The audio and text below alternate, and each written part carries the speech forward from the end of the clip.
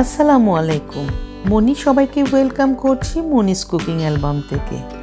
আজকে আমি আপনাদের জন্য নিয়ে এসেছি খুবই ইউনিক একটা ডেজার্ট, যেটার নাম হচ্ছে ফ্রুটি মিল্কি পুডিং।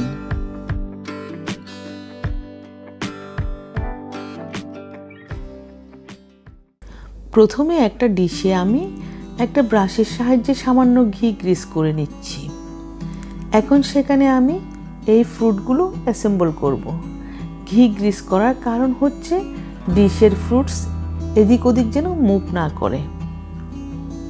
প্রথমে দিচ্ছি একটা অরেঞ্জ রাউন্ড শেপ করে কাটা, সেটা সেন্টারে দিব।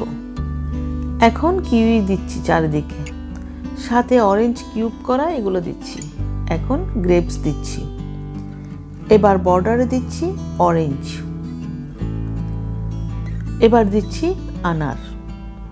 এখন দিচ্ছি ম্যাঙ্গো কিউব। এখন মাঝখানে একটু ফাঁকা ফাঁকা জায়গাগুলোতে আবার আনার দিচ্ছি। আসলে ফ্রুটস ডেকোরেশনটা ডিপেন্ড করে যার যার ইচ্ছের উপর, আর এমনও না আমি যে ফ্রুটসগুলো দিচ্ছি সেগুলোই দিতে হবে। এটা কমপ্লিটলি নিজের চয়েস। এবার সেকেন্ড পার্টে যাচ্ছি। এখানে 1/2 লিটার ফ্রেশ মিল্ক নিয়েছি, আর এইটুকু চাইনা গ্রাস আগে একটা বাটিতে পানিতে ভিজিয়ে রেখেছিলাম। এখন সেগুলো দিচ্ছি। এখানে 1 কাপ চিনি নিয়েছি, সেগুলোও দিচ্ছি। সামান্য একটু রাখছি, পরে লাগলে দিব। এখন মিল্ক বয়েলড হচ্ছে, নাড়াচাড়া কোনো অবস্থাতে বন্ধ করা যাবে না। এখন চিনি বাকিটুকু সেগুলো দিচ্ছি। মিষ্টিটা আসলে ডিপেন্ড করে কে কেমন খাবে। এখন চাইনা গ্রাস মোটামুটি মেল্ট হয়ে গেছে। এবার গ্যাস অফ করে দিচ্ছি। এখন এগুলো একটু নাড়াচাড়া করে ঠান্ডা করছি। গরম গরম চাইনা গ্রাস যদি ফ্রুটসের উপরে দিই তাহলে ফ্রুটস নরম হয়ে যাবে, টেস্ট কমে যাবে সেক্ষেত্রে। তাই এগুলো একটু ভালো করেই ঠান্ডা করে নিচ্ছি। এবার ফ্রুটসের উপর ঢেলে দিচ্ছি।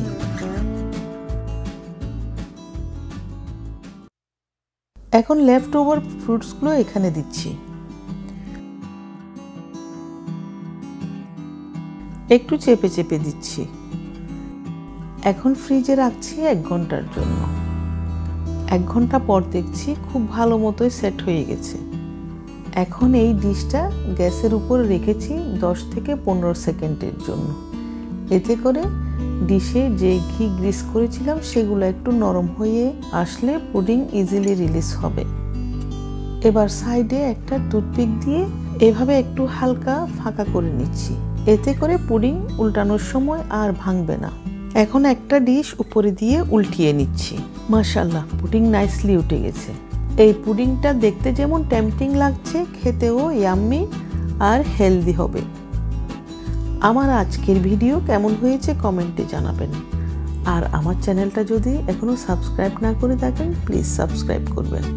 সবাই ভালো থাকুন। আল্লাহ হাফেজ।